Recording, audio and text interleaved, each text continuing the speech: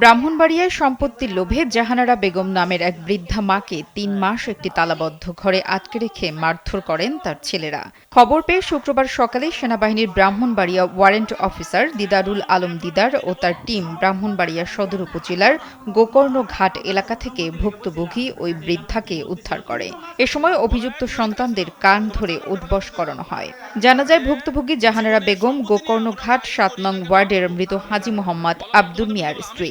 তিনি ৯ ছেলে ও ৩ মেয়ের জননী। বড় ছেলে মোখলেসুর রহমান ছাড়া বাকি ৮ ছেলে তার মাকে অমানসিক নির্যাতন করেছে।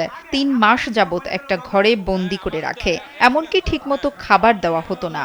মাঝে মাঝে জাহানারা বেগমকে রাতে বস্তায় ভরে ফেলে দেওয়ারও হুমকি দেওয়া হতো।